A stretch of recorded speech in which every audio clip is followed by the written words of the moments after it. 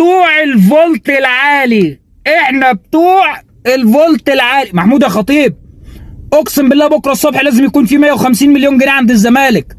تدي بكره الصبح المرتضى منصور 150 مش مليون، مش 80 مليون بس. الفيفا دي